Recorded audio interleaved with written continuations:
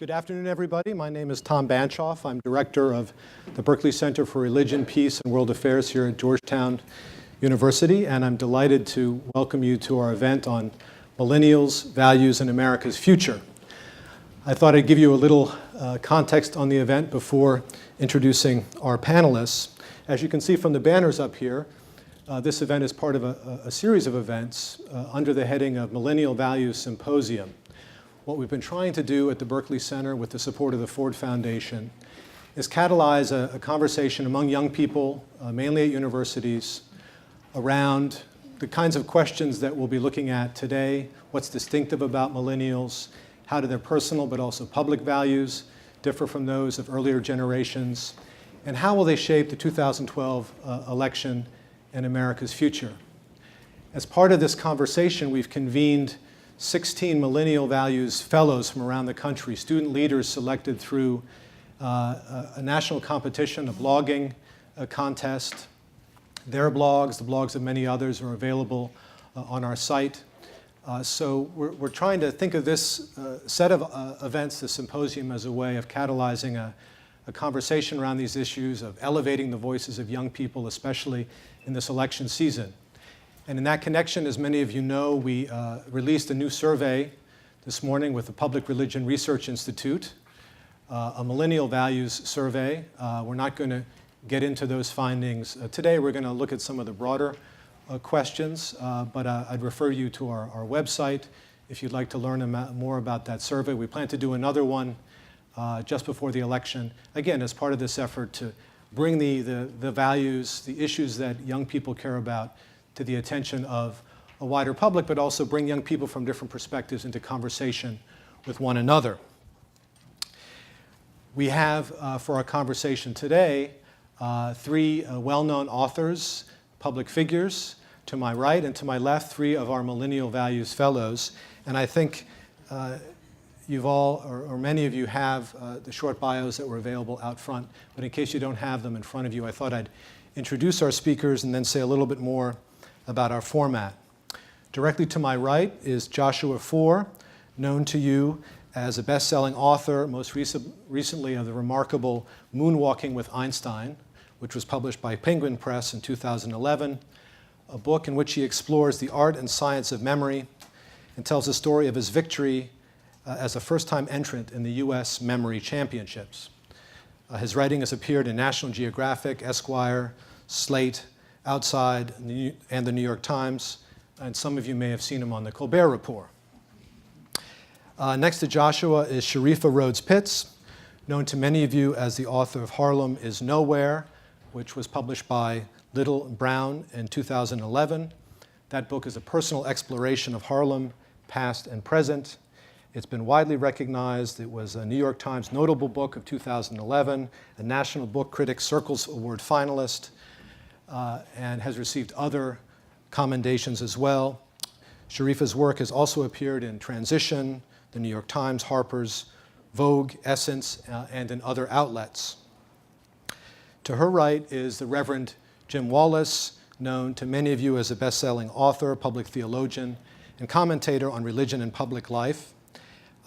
Jim is the president and chief executive officer of Sojourners and editor-in-chief of Sojourners magazine, a prolific author in his own right. I'm just going to mention his most recent book, Rediscovering Values, A Moral Compass for the New Economy, and mention that Jim is also part of our Georgetown community as a visiting professor in the Berkley Center. I'd like to mention all three of the books that I mentioned, Moonwalking with Einstein, Harlem is Nowhere, and Rediscovering Values, are available in the back for purchase. So I'd like to refer you to that table if you're interested in learning more about those works. Now I'd like to introduce our student participants who are too young to have books to sell and sign, at least I think, or I'm missing something on the bios here. To my left is Tyler Bugg, an international affairs major at the School of Public and International Affairs at the University of Georgia, where he is also associate editor of the Georgia Political Review. In this coming year, Tyler plans to begin graduate school at NYU in the interesting and not always connected fields of art, politics, and performance studies. To his left is Xenia Fromrose, a freshman at Harvard College, expecting to major in social studies and to minor in psychology, although that may change, I'm sure. She's a member of the Women's Initiative in Leadership at Harvard and also serves as a writer and staff director for the Harvard Political Review. To her left is Colin Steele, a senior in culture and politics major in our School of Foreign Service here at Georgetown University. Colin's also a collaborator on 2 of our research projects at the Berkley Center and plans to volunteer either with the Peace Corps or the Jesuit Volunteer Corps after graduation. So as you see, we've got a diverse panel, an intergenerational panel, and 3 broad questions that I asked the panelists to think about from their own perspectives, their own life perspectives, their own analytical perspectives. As I mentioned, those broad questions are: what's distinctive about millennials? How do their personal and public values differ from those of previous generations? And how can they shape this election cycle and the American future more broadly? Those are big questions. And we're not going to get to all of them in all their detail. But the idea was to have each of the panelists provide 4 or 5 minutes of framing remarks from his or her point of view, points of entry, if you like, into this wider conversation. We'll hear first from the authors to my right, then from the fellows. And we may have a little conversation here on stage, but I'd like to very quickly open the conversation up to the audience as well. So thank you all for joining us. And with that, I'd like to turn it over to Joshua. Thank you. Thanks so much for having me. It's funny because I don't self-identify as a millennial, but I think I'm actually squarely in the middle of the demographic. And one of my interests is memory.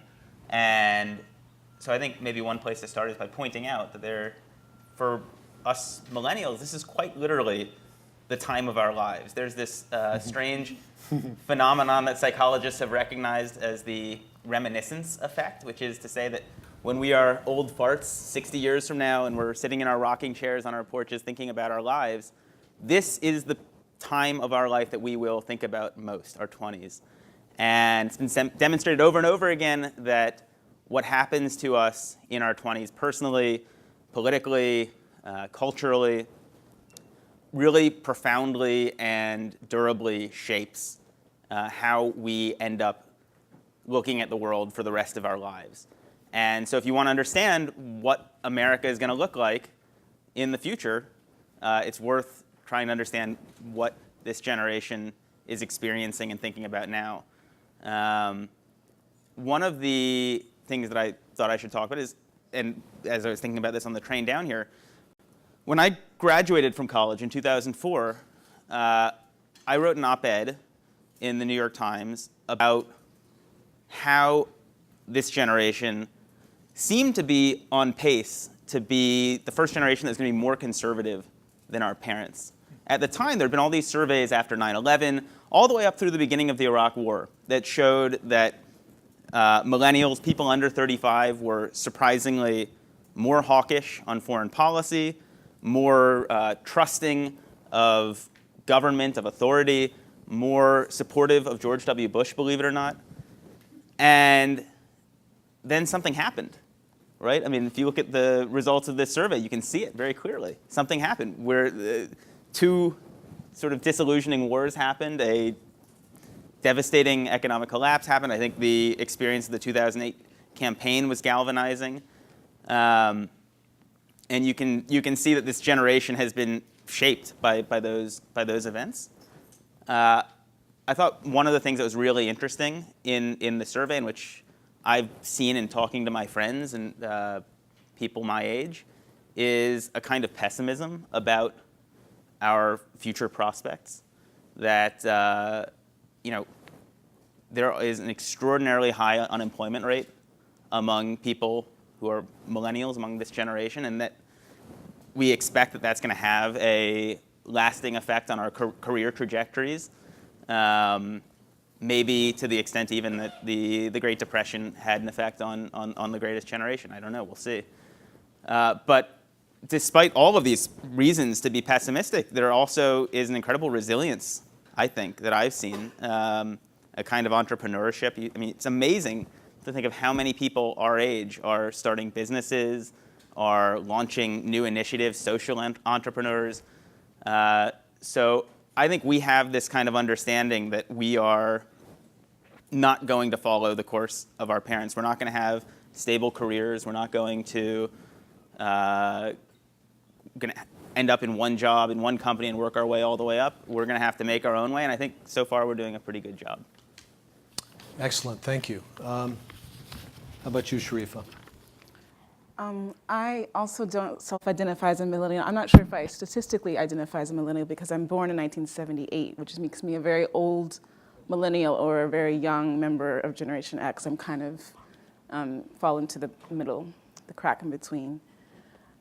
But when I think about the questions posed by these gatherings in the survey, my own work deals a lot with history, not with the future.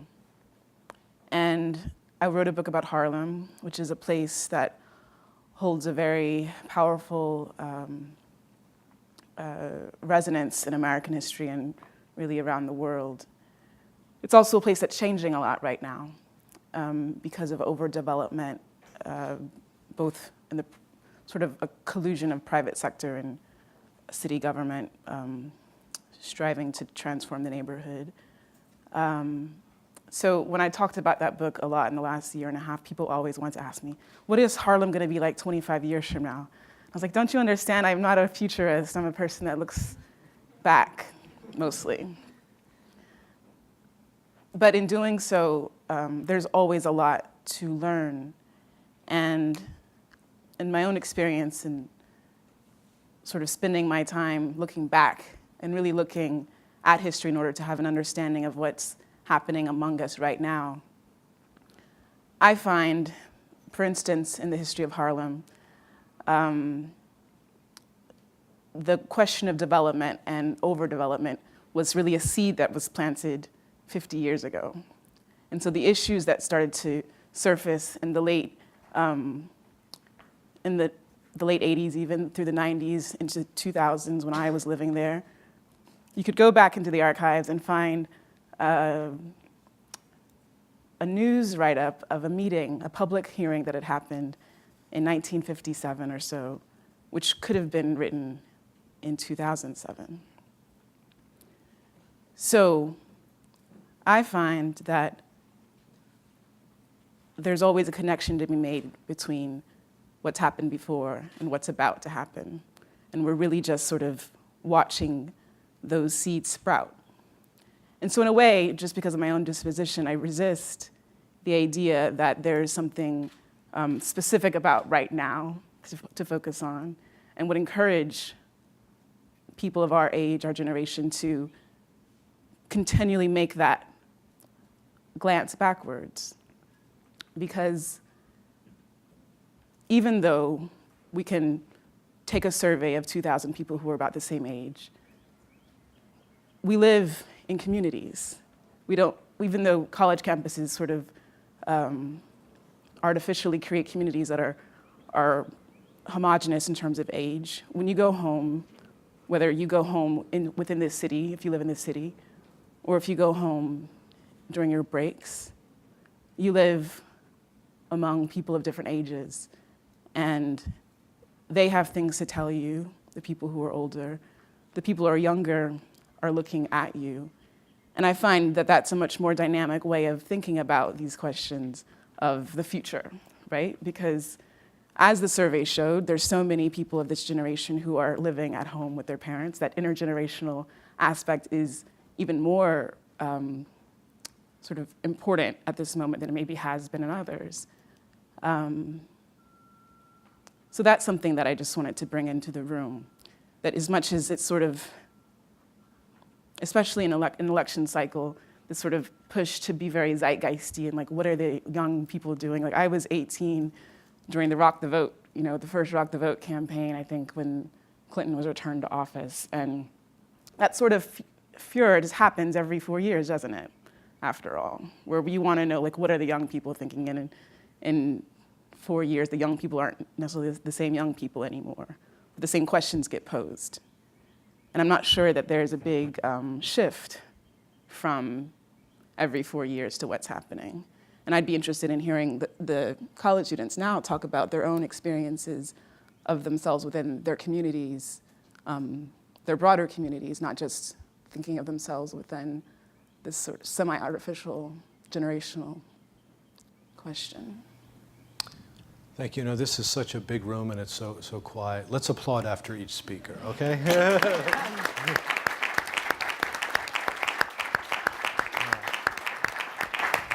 Sorry, Joshua, some of that's for you too. All right. Thank you. Jim? Yeah. Let's apply for Joshua.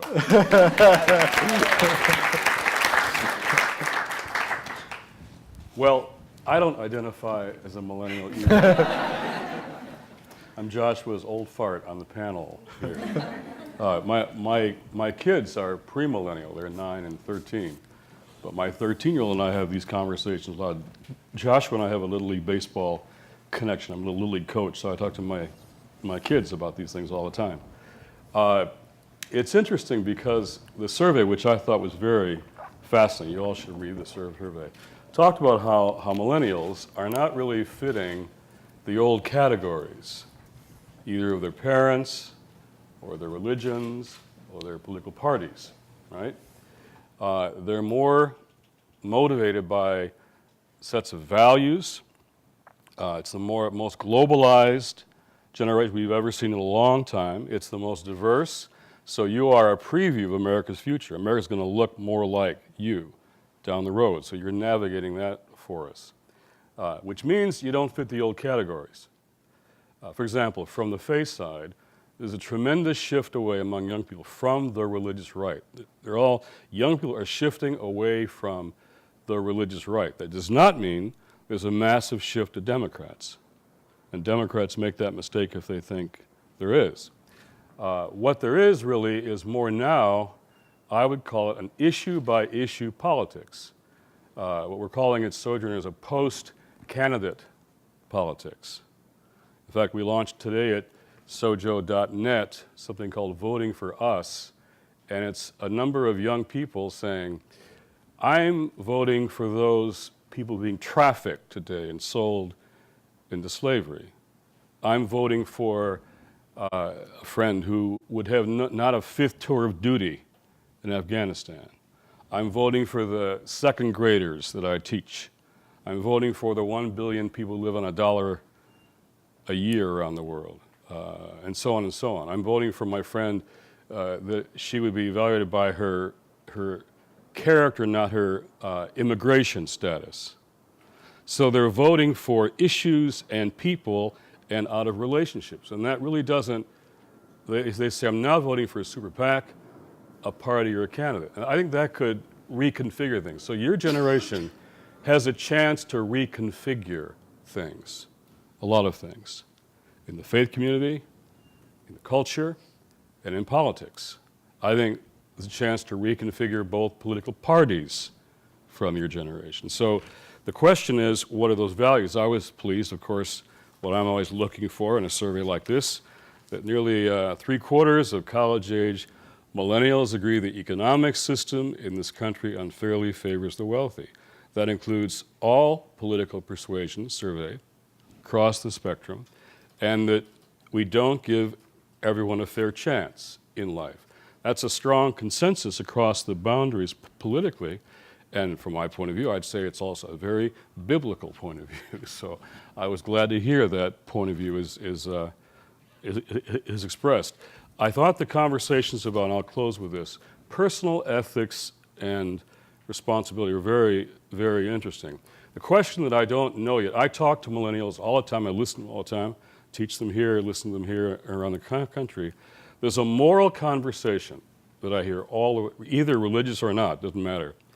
The test will be what the moral compass of this generation becomes. What's the moral compass here? And the way I'd ask that question is, what are those values worth self-sacrificing for? What values are important enough to induce self-sacrifice? For me and my generation, it was the civil rights movement, the anti-war movement. It was the movements that we gave our lives to. We didn't major in college in our majors. We majored in the movements and took school on the side. So what is worth the sacrifice of your lives, energy, talents, values? That's where your generation will make a difference, not so much what it thinks, but what it does. Stop there. Thank you.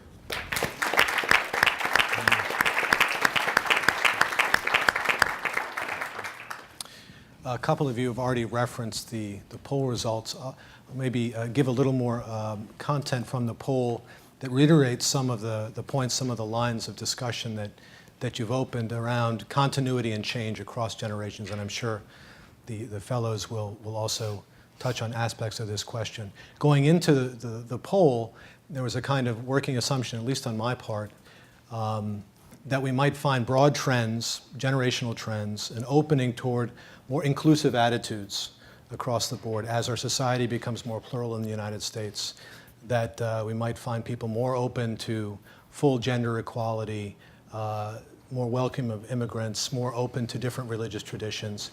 We found some of that. We found that on gender, there's that greater inclusiveness, on immigration, on questions of sexual orientation, greater inclusiveness. But some of the most interesting and perhaps troubling findings of the survey indicated that on issues of race and on issues of religious difference, there's really not as much difference between younger college-age millennials and their parents' generation. On the question, for example, of the compatibility of Islam with American values, only 50% of the millennials that we surveyed affirmed that compatibility, comparable to the general population. And when we looked at the young black and white Americans, that we asked a series of questions, not just around the election, but also on the role of government, equality, the welfare state, the presence of discrimination as a problem in our society.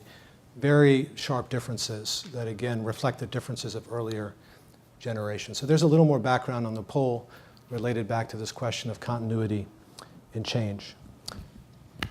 Tyler? Yeah, so I think that my sort of very broad ponderings on the poll results are that very, very generally, the millennial generation is seen as more progressive and more secular, whatever those two words have come to mean for us, which I think is its own source of debate, really. But I think there's more diffusion and sort of overlap with our generation and the generation before ours than I think we're willing to let on.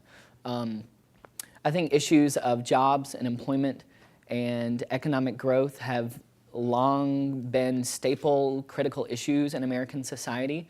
And the poll results that were released today indicate that very same thing in our own generation, that they're still the most prioritized issues for the millennial generation: jobs, unemployment, the deficit. But I think the millennial generation is a little more distinct in that we also are bringing other sort of more socially based issues into a more nationally prominent spotlight as well. So women's issues, issues of contraception, abortion, same-sex marriage, immigration reform. And I think that's important because the millennial generation is seeing those issues not as sort of a separate set of values and political issues from economic policy, but that they really are interconnected. That good economic policy is also good social policy, or bad policy is bad policy. And I think that's an important sort of interconnection that the millennial generation is good for making. But this all sort of revolves around this sort of counterbalance effort of the millennial generation in determining what values are public values, which ones are private values, which ones are moral, which ones are legal, which ones are both. And I think the millennial generation in that way represents itself in a very sort of interesting and transitionary and very, very complex way. So yes, generally more progressive, but I think I'm less willing to claim that that sort of progressive trend is going to sort of continue in infinity, sort of in a very linear way. I think that there's still large segments of the population that are very politically fragmented in favor of more traditional values, perhaps of their childhoods or for their parents' generations. And I think, the sort of partisan political gridlock on Capitol Hill right now quite well emphasizes that, unfortunately. But I think that sort of volatility, especially when you can combine it with how quickly and how virally and how significantly politics happens nowadays, especially with the help of social media and with the help of the sort of sensational rhetoric of the campaign coming up, I think it's becoming less and less easy to predict what our values are going to be, and they're becoming less and less linear, and more sort of all over the map and changing at the drop of a hat. And that can be good or bad. That's good because we're sort of actively and passionately responding to issues that we see sort of arising in our current society's framework. But it's bad because it depletes the past and the future, and that either of those can have sort of consequential effects to what we are making decisions about in the present. And that's obviously ineffective and unsustainable. So yeah, as far as that relates to the upcoming election, I think we're in a real danger that it's not going to relate to the election at all, because the poll results say that, despite us being more progressive and having all of these sort of social and moral stances that we're making as a millennial generation, 60% of millennials are registered to vote, but only less than half of them say that they're certain that they're going to vote in 2012. So I think it's certainly important to sort of develop our moral and political stances outside of the voting booth, but we have to also put it inside the voting booth as well. I think if we want to really sort of more comprehensive, sort of normative, positive change, in the sort of common interest of our positive outlook for the future. Thank you.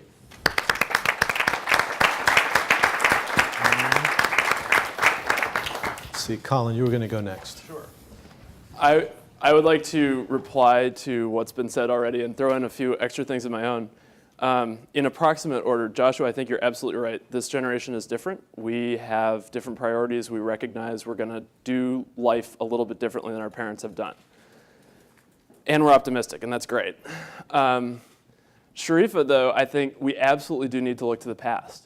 And that is often going to get lost. If this generation majors in current events, we will have dropped the ball, because there's a lot of ways in which we're not unique.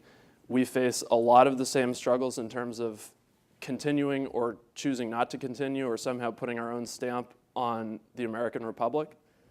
And it's been well noted that refounding a republic is actually quite a bit harder than founding it for the first time.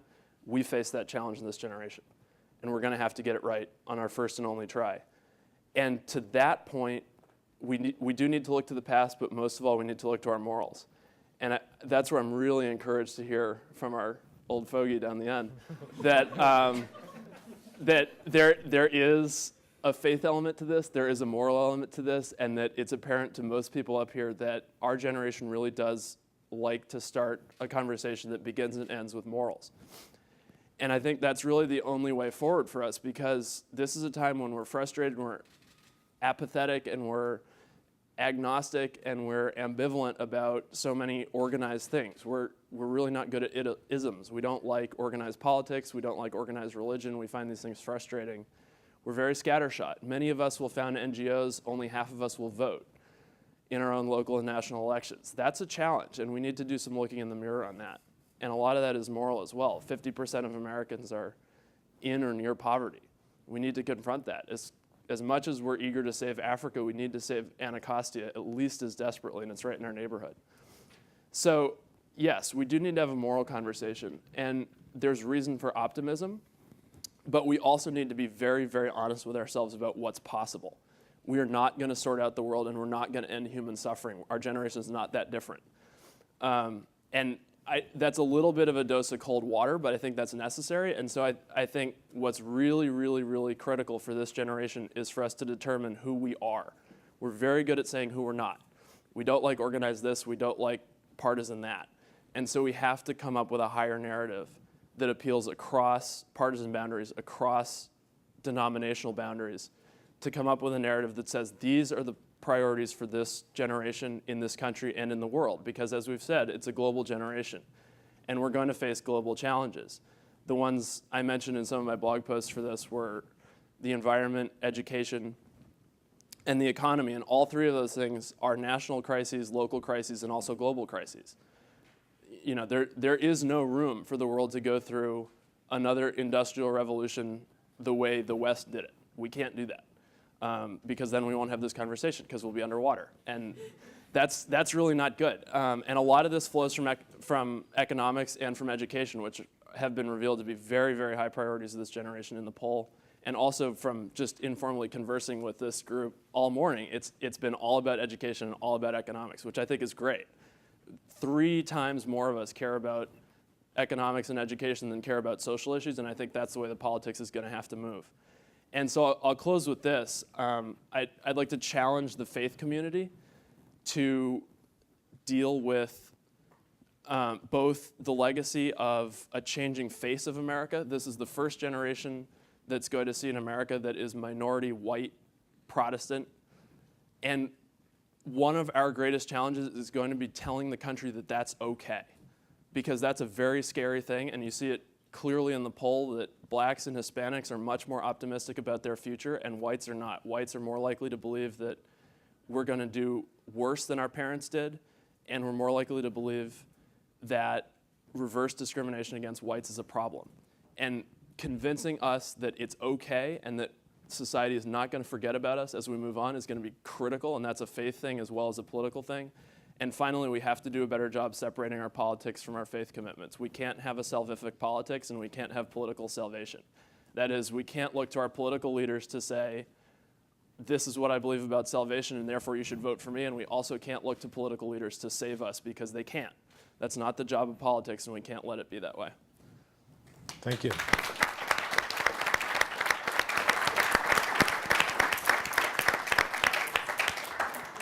Senior? Thank you all for being here. It's really exciting to hear what everyone has to say. Yesterday, I met with the assistant teaching fellow for my constitutional law class. Kind of dropped the hint that I wasn't going to be in lecture on Thursday because I was at a conference on American values. There was this moment of awkward silence, which kind of disappointed me. I mean, I always thought I was his favorite freshman. But then he turned around with this really awkward grin and said, "Ironic, isn't it? I would have never guessed you were American with that accent. But anyway, have fun." But I think that this odd, weird hybrid accent that no one can place is a trademark of our generation. We are far more diverse than any other generation before us. And if you look at the survey results, you can really see how that's impacted us. Whether it's differences in gender, religion, sexuality, age, general moral beliefs, we have an unprecedented tolerance for those who are different from us. Probably the best example of this would have been my second week as a freshman at Harvard. We were discussing religion in class. I mentioned that I was Zoroastrian. Now, of course, I doubt there are a lot of people in this room who know what a Zoroastrian is, and I'm used to having to explain, it's the oldest monotheistic religion in the world, it was the state religion of the Persian Empire, yada, yada, yada, my religion is obscure, it's all okay. But before I could even launch into that explanation, there was this one girl that put her hand up and went, "Wait, is that like a Rastafarian?" And, much to my surprise, there was a collective groan from the class. And these two boys, one from Wisconsin and one from Massachusetts, gave her a long, detailed explanation on the history of Zoroastrianism. And that's a weird example for me, because I had never thought that people would actually know what Zoroastrianism is, and be that open and progressive-minded, and be that aware. Now, of course, that tolerance doesn't just come from awareness. I mean, awareness isn't the only thing that can make us tolerant. There needs to be something else. And I'm not really sure what that might be. But I think if we are this diverse, and really that is the trademark of the millennial generation, that we know so much and are interested in so much information about other people, if diversity is going to breed some form of tolerance, then I think we should embrace that wholeheartedly. But despite this wonderful positive trait of our generation, I can't help but wonder if we'll actually see any fundamental changes in attitudes in our lifetime. We're constantly having to push back against a generation that has very staunch, not necessarily progressive viewpoints. It's no easy task. And our generation will have much to overcome and many problems to confront. In my opinion, the preconditions for democracy in this country are somewhat falling apart. Our criminal justice system incarcerates more people than any other country in the world, and this incarceration is strongly divided among racial lines. In fact, socioeconomic status is still divided among racial lines. Party polarization from the Tea Party to Occupy has simultaneously managed to lead to radicalism on one end and complete political apathy from our generation. I mean, if you look at the survey results, half of us, not even half of us, 46% of us are sure we're going to be going to the polls. The gender divide still exists. Look at the 17% of women, a meager number in Congress. And I don't think I actually have enough time to rail on about how Citizens United and campaign finance has changed the way that this country is going to approach voting and governing. These are all probably problems that my generation is going to have to confront. So, what is to be done with that? I mean, what can be done? I think it starts with communication, an intergenerational kind of dialogue. Our values will only remain strong and enduring if we start dialogues not only with generations in the past, as we had one speaker say, but among ourselves. So much of the time we buy into stereotypes and we dismiss the other viewpoint entirely. Yesterday in Italian, after a really intense, extremely uncomfortable discussion of Silvio Berlusconi's love life, there was one girl in my class who put her hand up and gave me one of those classic, unforgettable statements. Gli americani nella media sono stupidi. The Americans in the middle are stupid. It's that kind of dismissive viewpoint, that kind of dismissive attitude that will get us nowhere. Being a millennial is an interesting thing because we have so much responsibility. Much has been given to us, much is expected of us. It's our responsibility to learn, to debate, to understand, to try and reconcile what we think with the other perspective. No matter how strong or progressive or neoliberal our views are, if we stop listening to each other, if we try to impose our values on another group, we lose the noteworthiness of our values itself. We need to have some faith in democracy and some faith in the marketplace of ideas and values. We'll bicker and fight, but ultimately we'll have a far more worthwhile discussion. And hopefully it starts right here. Thank you.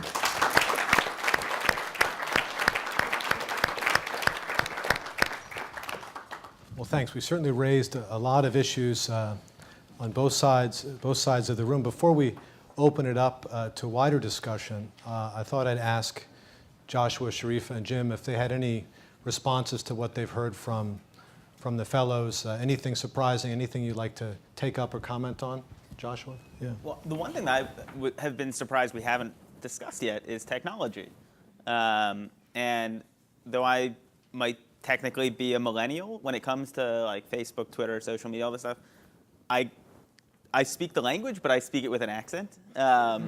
And my sense is, especially for millennials who are still in college, that what is really profoundly different about this cohort compared to the generations that have come before is the way in which we communicate with each other, the ways in which we communicate with amongst ourselves, and I think part of the conversation we're having here is what is the grand narrative that we're going to be telling about ourselves as a generation? And one of the ones that's been imposed upon us is that we're a bunch of navel gazers, right? We we want to tell everybody what we had for breakfast. We think that everybody cares what we're thinking about at every moment, and that it's our right to be constantly expressing ourselves. And so I'd be curious, especially from the college students up on the stage, to hear your thoughts about how our sort of constant involvement with technology is shaping us, is shaping our values. Because I wonder if to come back to what Jim was saying about what is the movement that is going to define us. I sense a kind of spiritual emptiness in a lot of this stuff, and I wonder if there's going to be a kind of rebellion against it at some point. I don't know. Well, yeah, let's take that up for a few minutes. It's true, none of your, I know you have a lot to say about technology, but it didn't happen to come up in your comments. How does it intersect with a couple of the points you've made more generally? How does it frame the way you think about these millennial questions? Tyler or Xenia? Yeah, Colin? I think technology can be, it's a tremendous tool. And I think we're better at using it. I'm not a huge technology user myself, so I'm not the person to ask the intricacies of the real language. Let's move on. But before I let the freshmen take this away, I do think that technology as a tool we need to watch out for a spiritual emptiness, and we need to see it as a tool. That is, we have tremendous access to social network, to consumption of information, but we now have the challenge of being our own producer, and whether we get balanced viewpoints or not, what kind of information we're consuming, that's all up to us, and we need to choose that wisely. We also need to not look at technology as deus ex machina, because that's, again, impossible. Technology is not going to solve our problems for us. It can help us a lot. I think technology can definitely help us a lot, and I don't tweet, but I have Facebook, and I'm clearly 3 years younger than you, so I'm going to pretend that I'm way more tech savvy. Probably not true. But I think that one of the most important things about technology, and I'm going to be talking to a memory expert, and I'm not a psych major yet, but I think it's given us a very fleeting attention span. We're interested in Coney 2012 for the half hour that it's on, then we click like, and that's about it. I'm not sure how we're really going to be able to have a productive intersection between technology and our values, because though technology does give us the right to constantly espouse our values, which I think is great, I mean, I think it also gives us the chance to sort of let them out and then not react. I think that the internet doesn't exactly lend itself well to the endurance of ideas or values. And another thing is, I mean, I think what the internet is going to create, I think, big problems for our generation is issues of speech and issues of privacy. Because, I mean, I really don't want to know that much information about someone. I don't want to put that kind of information about myself out there, but there are a lot of people who do, and I think it's going to have an adverse impact. I think it's going to make people feel a little more lonely. I think there are a lot of good and bad things about the internet. It just has to be approached wisely, and I don't think it's been as regulated as it should have been. Not necessarily by the government, but maybe by ourselves. Yeah, I'm going to agree with most of what Xenia said. I do have Twitter and do have Facebook and tweet often. But I think I sort of buck the trend of my age group in that I tweet and retweet, New York Times articles and not what Kim Kardashian says. And so I think we as a generation have to decide to use the technology in a sort of responsible, productive way, surrounding the issues that we care about. And I think just to touch on what Colin said, I think we really do have to realize that technology is a tool and not a solution. And I think that technology is only useful to the point to where we use it to sort of move the conversations that we use it for offline into a sort of more long-term collaborative dialogue in a more face-to-face interaction like the symposium. Sharifa, does technology also present opportunities to reconnect with the past in new ways? I mean, there's the issue, the behavioral question of the attention span and so on, but the amount of information now online about Harlem, for example, about the experience of previous generations, historical newspapers and the like, isn't that an incredible resource that we can link back to in order to create the kind of intergenerational conversations that you talked about? I mean, it certainly is, again, more of a tool or a resource that has to be activated. Mm-hmm. So, for instance, I'm interested in the archives of the Freedmen's Bureau, which are online. It's raw data of every attack of a freed person by county and state, the names of the people that got away. It's all there. Mm-hmm. It's very little used for academic reasons or otherwise.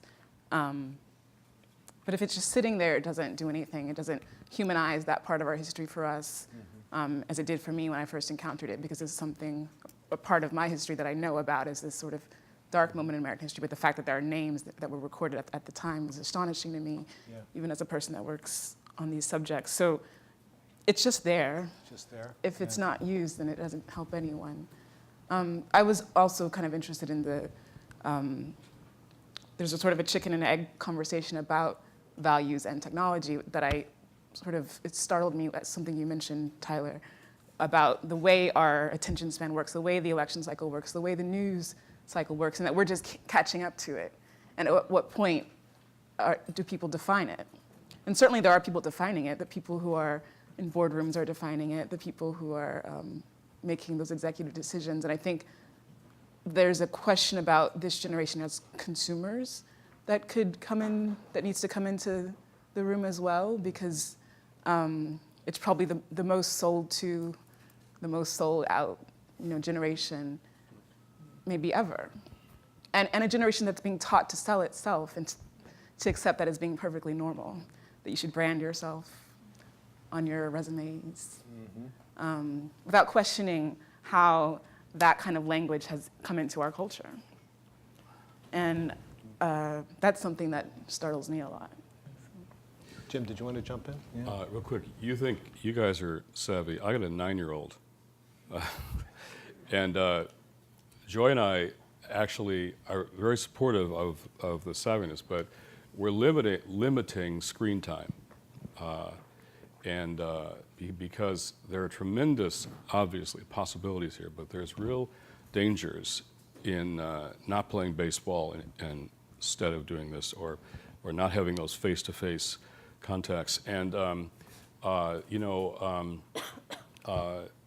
just been on a 3-month sabbatical, just off. I've not been in rooms with people for a while, so I'm suffering culture shock, and writing a book about the common good. And I have to say that not engaging with politics, having a media blackout for 3 months, but watching it, I don't think I've ever been as depressed about our political discourse in this country as I am right now, on all sides. I missed the contraception, religious war, I missed all that stuff, but I watched it. And it's very discouraging, the way things are being talked about on all sides. Now, does all the increase in media make it better dialogue? Or do people just go to those places that already reinforce their prejudices and their strong feelings? And is it just polarizing us even further? Or is it really allowing us to partake in the diversity that you talked about, which is the powerful potential for navigating the future of the country, you know? So I think it's a real mixed question, and I think it's going to be resolved by some of the moral choices that we make. It really does come down to, I love the way you talked about private, public morality, legal, because a lot of folks care about morality, don't want to impose, don't want their party to impose it, but that doesn't mean they don't think those things are important. So how do we link the personal and the social? The best conservative idea is the importance of personal responsibility. The best liberal idea is the importance of social responsibility. Yet those two factions are at war in this country, at literal war, and making nothing happen politically. So how do we find a civil discourse, and how do we find common ground by reaching some higher ground here? Yeah. Have you figured this out in your book? When is it? Working on it. Working on it. All right, we've got a little more than half an hour, and I want to make sure we open things up. We've got a couple of roving mics, right? One over here, one over here. If you'd like to ask a question, I'd ask you to indicate by raising your hand, and then when you get the mic, stand up and briefly introduce yourself. You could also make a short statement. Let's particularly focus on issues maybe that haven't been raised, that you're surprised haven't been raised, or you can inject yourself into the conversation that's unfolded so far. Let's see, up front here, Jamie. Let's see, Jelani here. Hello everyone, my name's Jelani Harvey. I'm a graduating senior at Columbia, and I have 2 questions. The first is for Reverend Wallis, and the second is for Ms. Rhodes-Pitts. So the first is for the Reverend.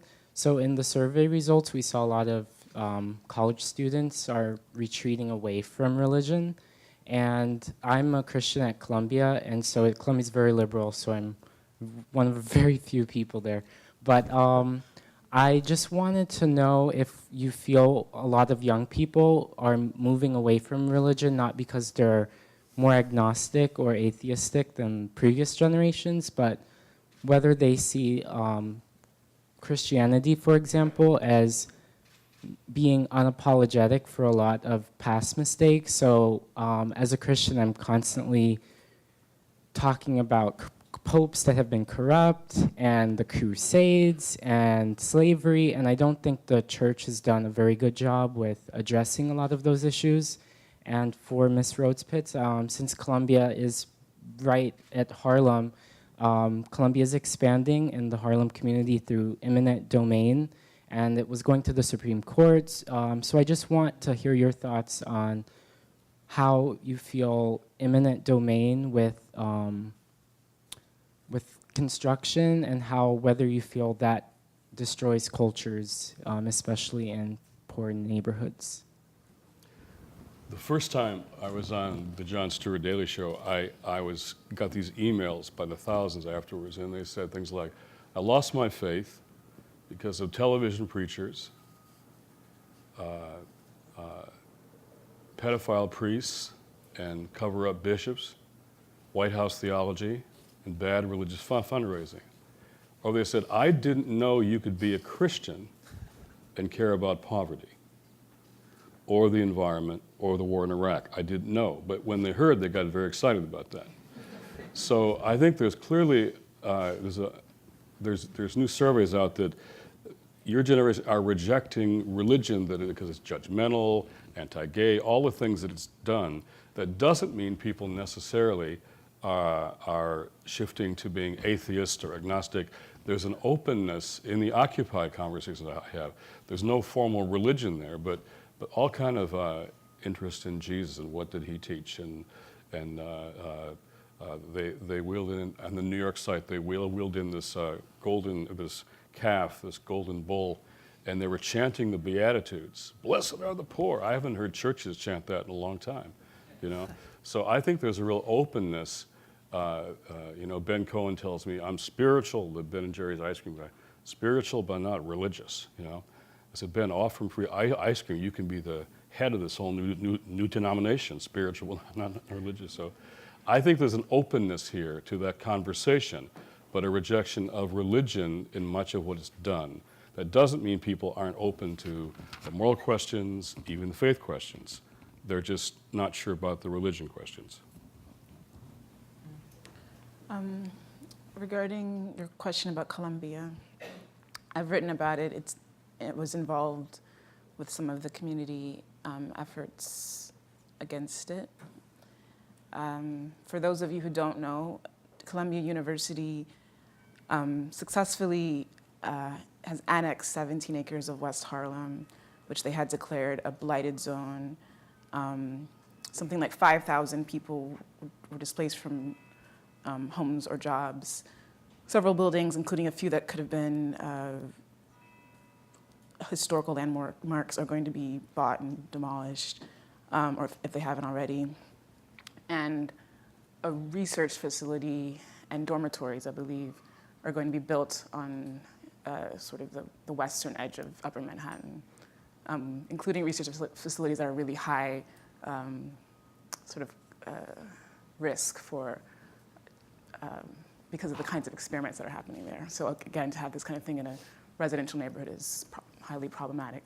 And you mentioned eminent domain, which I can't quite remember the name of the case at this moment, but there's a case that sort of made this possible, the idea that, that a private entity can use eminent domain. So it also happens to be an instance where you can look back 50 years, where Columbia in the mid-'60s wanted to build a new gym in Morningside Park. And there was incredible community outrage against this. There were sit-ins, both from students and from the community, and it was stopped. But the university is that much more powerful now. The government is that much more interested in an institution like Columbia, one of the biggest property owners in New York, and supporting its expansion. There's the idea that the rest of the neighborhood will benefit from this expansion. But what was distressing to witness that, for me to witness that process was the process itself, which is supposed to, this is particular to New York, it may exist similarly in other cities, where there's sort of an approval process and hearings that happen, and the community is given an opportunity to present an alternate plan for their vision of how this expansion could unfold. And that plan was researched and worked on by people from different community groups and the local governing Community Board 9 in West Harlem. And, but it had no effect on the process, on the outcome. And kind of directly after this happened, there was a rezoning of 125th Street, which was not directly linked to the Columbia case, but was just part of the atmosphere, where again, there was a large public hearing process with this idea of public participation and community input that was really just a sort of rehearsal so that the process could seem inclusive. So I had some firsthand experience with that. Just the question of eminent domain itself, I think is especially problematic when private institutions are able to invoke it to transform communities. It's not designed for that, as far as I understand. This case, which again, I can't remember the name of the case, but I think it was a case in Connecticut that sort of paved the way for, that Columbia invoked in order to protect its right to make that case. Thanks. Let's collect 2 or 3 questions at once. We've got 2 in the middle here, and then 1 over here, and then we'll come back over here. Daniel? Yeah. Hi, my name is Daniel. I'm a junior at UC Berkeley. And Colin, I really liked what you pointed out about politics and religion have, in many ways, different domains. But as an evangelical, I also believe that there is some overlap. And Tyler pointed out that our generation is generally more progressive, generally more secular. And he also brought up the point that we don't do a lot. So the whole point of the millennial generation is to bring our values to bear in the voting booth. And I think in that case, in some sense, while saying that if you're more progressive, you have these values, you can bring them to the voting booth. But in another end, somehow people who are religious should somehow abstain from more of their held belief considering social issues. I think there's a tension in that, but I also believe that as evangelicals or as Christians, as Reverend Wallis points out, it's a commitment not to either or, but to both ends. So I think, how do you resolve this tension between sometimes for Christians or for religious people asking them to somehow withhold part of their value system from the voting booth is, for me, a little disconcerting. Thank you. That gets to this theme of personal and public morality that we've been addressing from different points of view. Let's collect another question, and then you guys can respond. And then up front here. Mm-hmm. Hi, my name is Christina Warner. I'm campaign director for the Shoulder to Shoulder campaign, Standing with American Muslims, Upholding American Values. Reverend Wallis, it's very good to meet you. My question goes to that specific question. You had indicated that the poll says that a good amount of millennials see Islam and American values as not compatible with one another. And I wonder if you might also reflect again on the way that if we've seen a couple of disillusioning wars and things like that, which may have shifted perceptions of the generation on the spectrum of conservative to liberalism, if you might reflect a little bit also on why that may not have had the same effect on our perspectives of Islam or Muslims in general, as in the sense that perhaps we are able to question then the perspectives and misconceptions that those disillusioning wars have affected us throughout the media. And also would be interested in general if you would like to talk about what this generation may contribute to the conversation about anti-Muslim sentiment and religious discrimination in general. And Reverend Wallis, of course, would appreciate your remarks. Okay, one more contribution from the floor, and then we'll take it back to the panel. Yeah. Yes, hi, my name is Steve Salmel, one of the old fogies present, but you might be surprised how active we fogies can be. I coordinate a local group, the DC Interfaith Peace Initiative, and I want to ask you something about in the report here, especially our millennials, reaction to this. It's from page 7 of the report. Nearly 6 to 10 millennials identify with or lean toward the Democratic Party, compared to 39% who identify with or lean toward the Republican Party. Page 15. This is toward the last part of the page. a majority of white millennial voters say they would prefer that a Republican candidate win the 2012 election, compared to 1/3 who say they would like to see Obama win re-election. Now, part of that is the huge preponderance of blacks and Hispanics who would vote for Obama, but there's got to be more than that. So is it a matter of race? Is it a dismal view of race? Or is it a dismal view of Obama that he promised so much and maybe delivered not nearly enough? So that is an interesting broader issue of the enthusiasm we saw 4 years ago for Obama, whether you see signs of that same enthusiasm among your friends in college communities or not. Related to that, issues of race, issues of religion and religious pluralism, and what Daniel raised, this connection between personal morality and public life and laws and regulations. Are there points that you guys would like to jump in on? Yeah. Sure. I will try and actually tackle all three of those things as quickly as I can. All right. Very quickly. I knew you were going to give me something for that. To your point, I think the difference between public and private morality needs to be better defined, and I think that it's important that something, and it may be religion. One of the things that worries me about the way in which this generation is agnosticizing is that we're losing traditions that have traditionally passed forward societal values and communal values. And so something should help us develop personal morality while we're still in formation and sustain us throughout our lives. So that's critical. What I don't like to see is that people vote on religious grounds, mostly because that candidate is closer to what I believe and has similar eschatological viewpoints. And so I think we need to get that out, but have people make a sound moral decision about, okay, this is what I believe, and this candidate is going to come the closest to putting forth the moral positions that I believe in political discourse. I hope that's clear. To the point about Muslims, there's a drastic difference between people who are educated and people who are not. The higher your education, the more likely you are to be tolerant. It's across the board, not only with Muslims. Also, personal experience. Muslims are a small enough minority that they are easily otherified, if you will. The first place I went abroad was Turkey. This is after having September 11th happen when I was in 6th grade, which is one of the defining political events of our generation. Suddenly I'm in the midst of 5 times daily call to prayer. Having been there, having seen the tomb of Rumi, I have a tremendous respect for Islam. I also see some of its difficulties, and I can see the argument that it's different from America, but I don't think it's incompatible with the American way of life at all.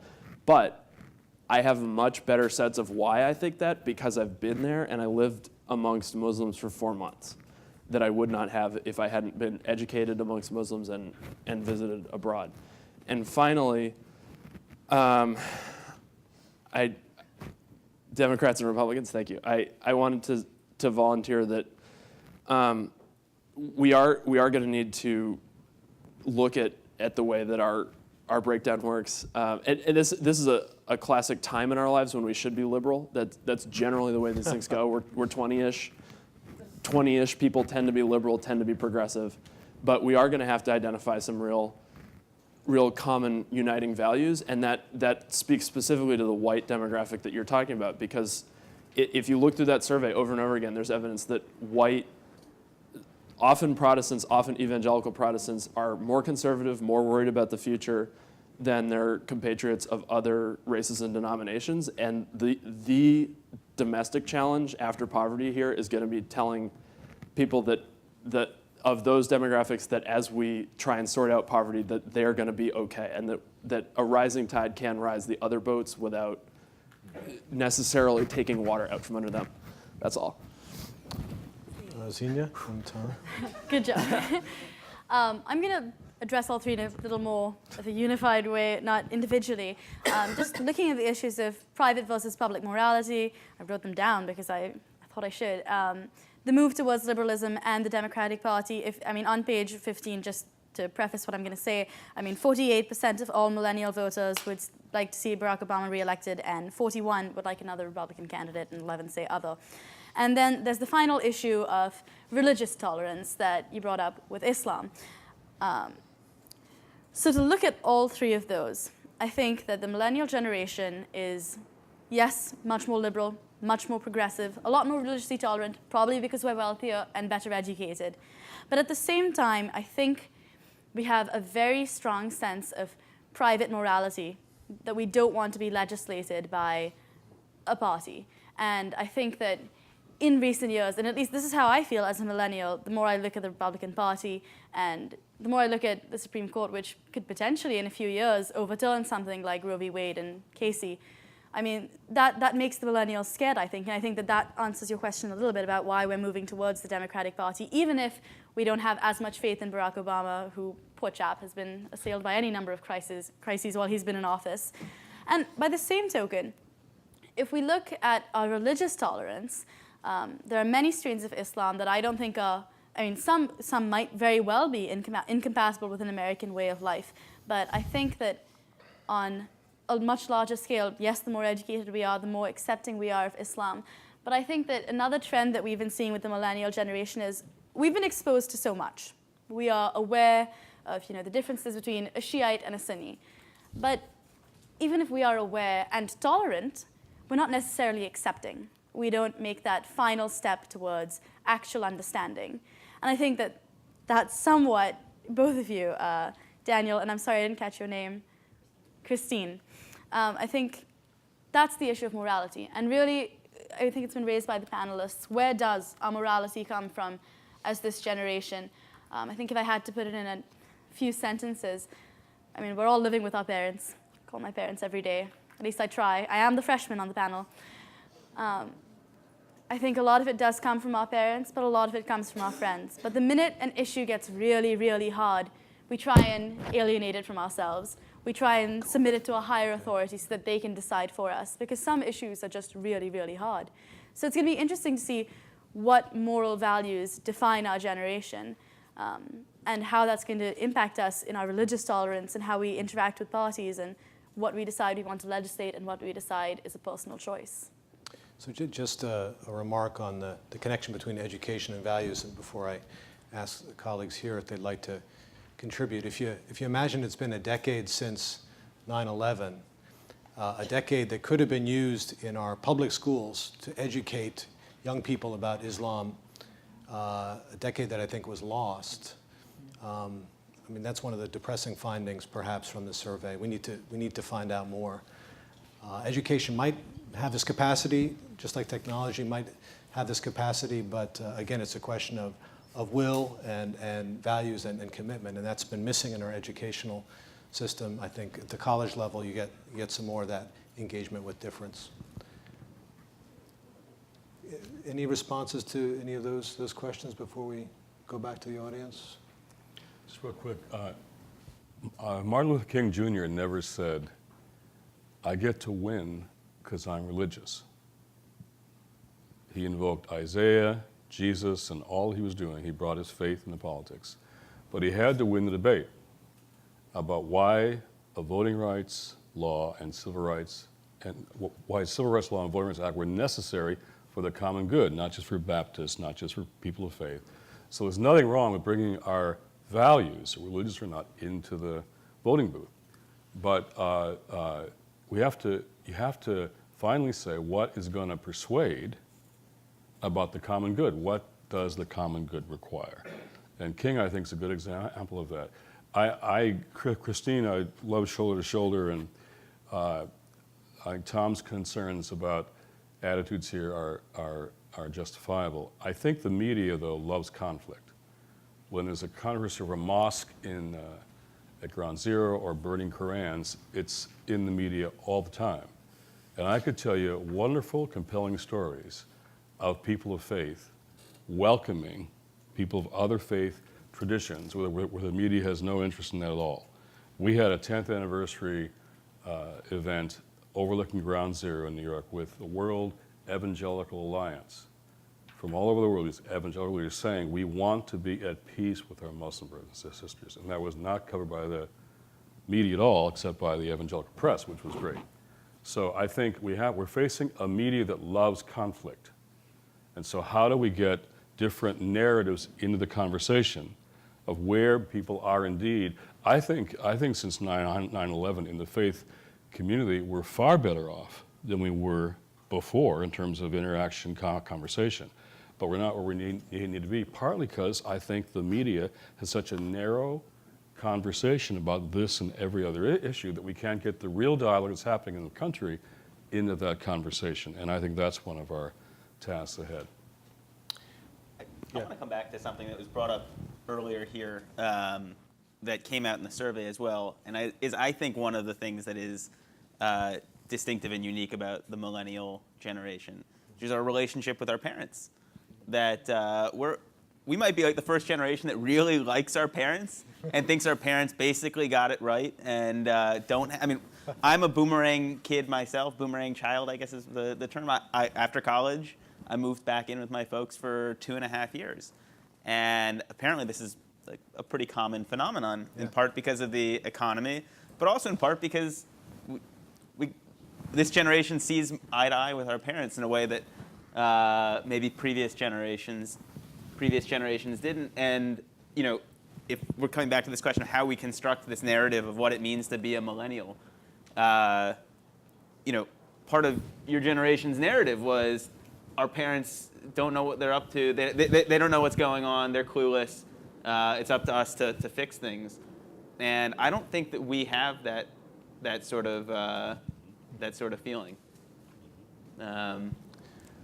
That's interesting. I also want to come back to another thing that you mentioned that someone related in your opening remarks, the idea that there's something about the 20s, I guess almost biologically as well as sociologically, that imprints people for the rest of their lives. Is there a sense in which this is always the most important generation, or the education, the experiences of this generation between 18, 20, 30 are always going to be the most impactful? And does that have a little bit to do with the biology of memory and experience? Could you elaborate a little bit on that? Well, so that phenomenon I was describing, the reminiscence effect, when we're at the end of our lives and summarizing our lives to ourselves, this is the period that has salience. And it's actually not clear whether that's simply because we're having sort of the most new experiences, new memories being formed at this period in our life, or if it's because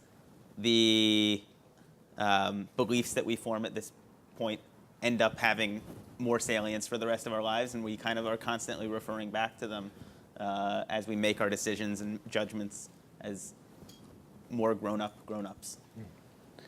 Fascinating. Okay, let's take a couple more questions. Got 1, 2, and then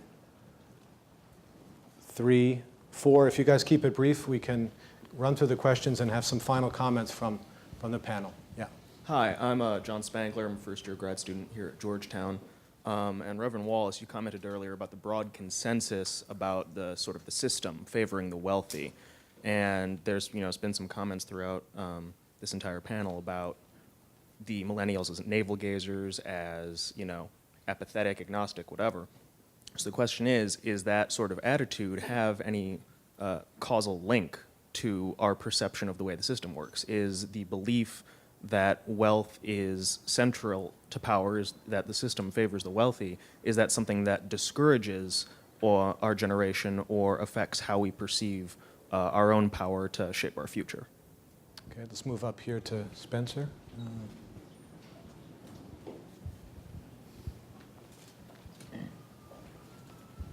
All the panelists have made a lot of the idea of openness, and openness really is not much of a moral stance. And I was wondering, what does that openness amount to?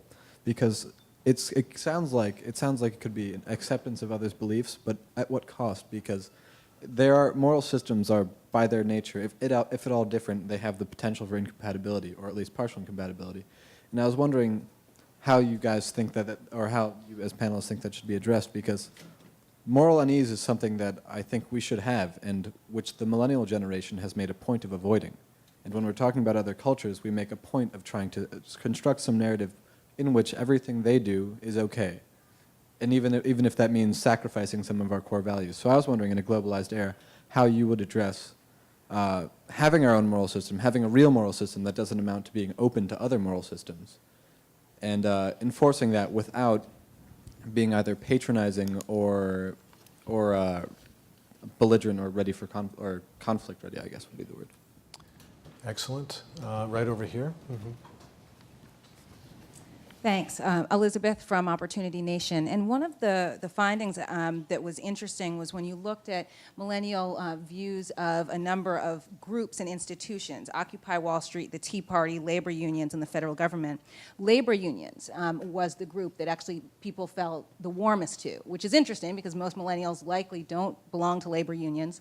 And based on the decrease in labor union participation, their parents may not belong to labor unions either. So interested in where that might come from, and also potentially connecting to Sharifa's point around feelings about the corporations. I don't know if that was measured but not mentioned, but curious about how which institutions perhaps are seen as trusted and potentially a solution or a tool, a trusted element to move us to a better tomorrow.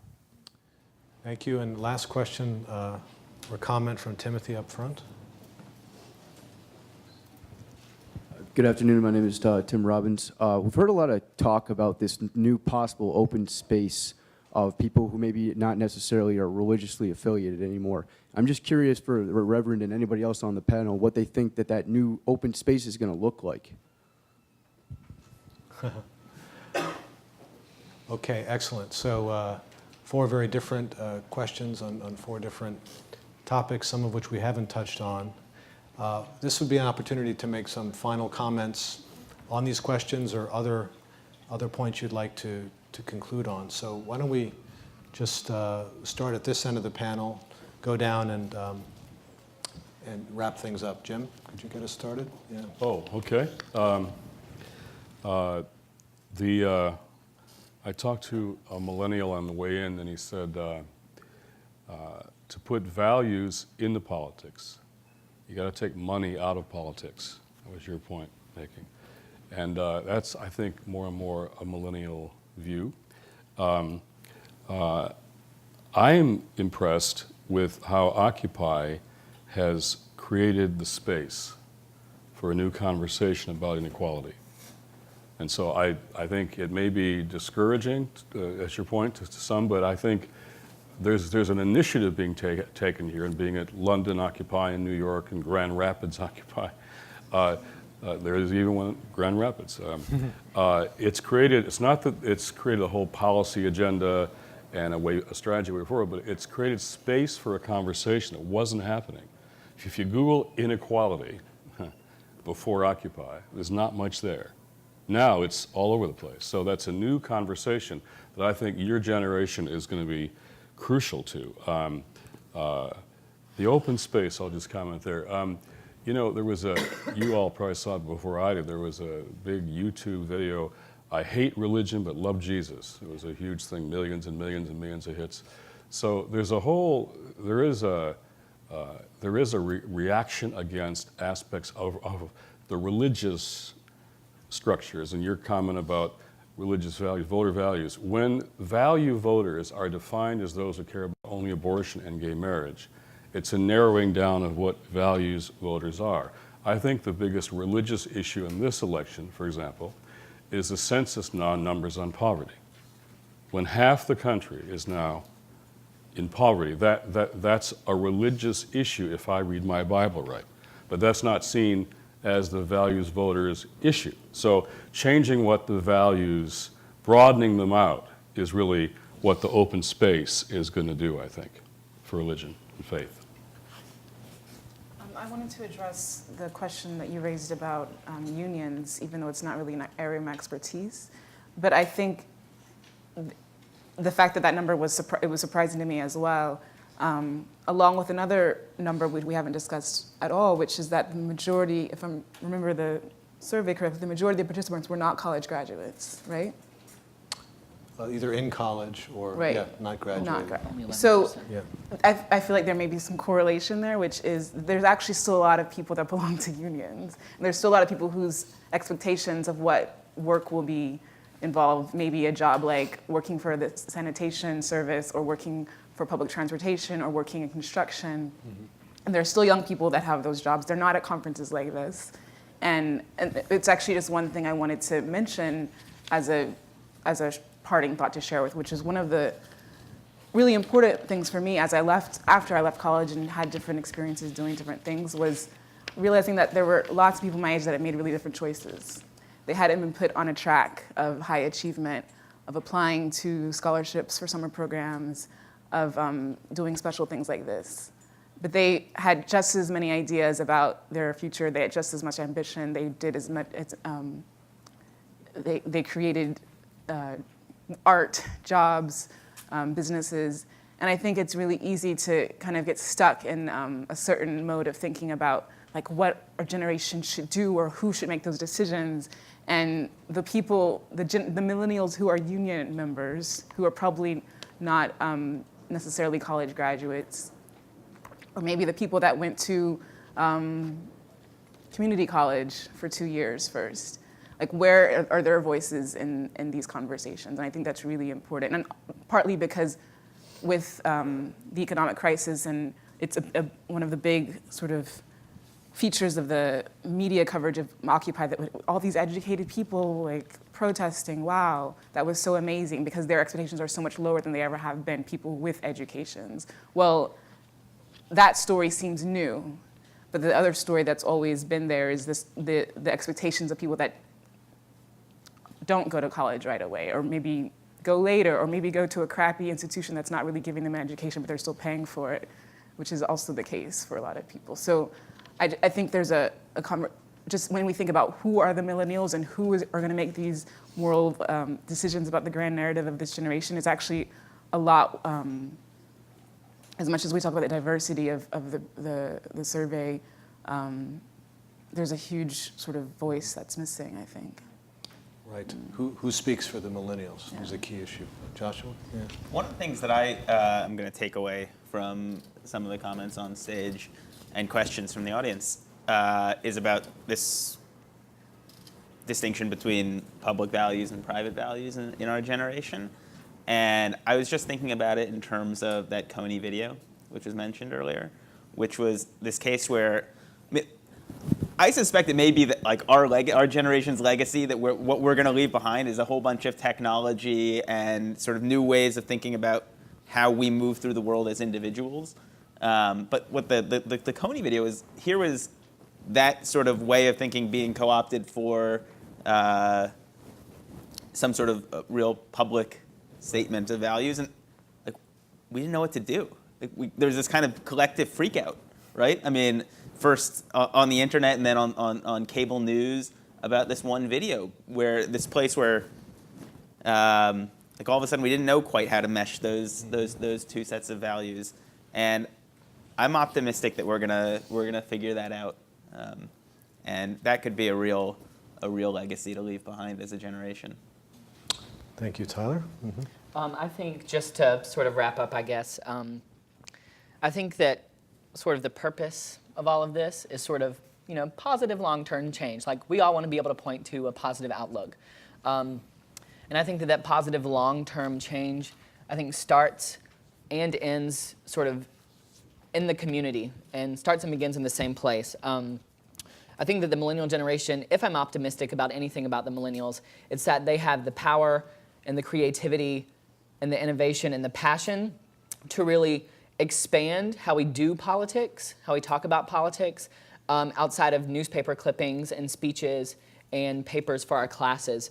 I think millennials are using art, and I think they're using technology and social media and business interactions and things much more diverse and broad-ranging to sort of talk about politics. And I think that we really are the first generation to really embrace this notion that politics isn't something that's sort of starts and ends and is confined to the voting booth, but something we sort of live incessantly and constantly every day. And I think that if we want to push towards that positive outlook, then we have to shape it ourselves. And I think that all starts with conversations like this. Thank you. Xenia? All right, so just to wrap up, and in a little bit in response to Spencer's question about morality and where it comes from for our generation, because I think he brought up a very valid point about our moral unease with each other. I mean, everyone has their own moral code, but doesn't know how to interact or whether to accept or reject somebody else's moral code. I think questions like that are extremely hard to answer, and I don't have an answer for it. And I think that one of the things our generation probably has to learn to do is accept that some questions are just very, very hard. And part of the success of our generation is that we can admit that. I think that for the future, looking at America's future, not just in the election, but long-term with the legacy that our generation wants to leave, symposiums and conversations are where it all begins. Last semester, I got a chance to hear Kaya Stern, who's a brilliant professor at the Divinity School, talk about how we never look into each other's eyes. She said she worked as a waitress for 14 years and not once did anyone ever look at her.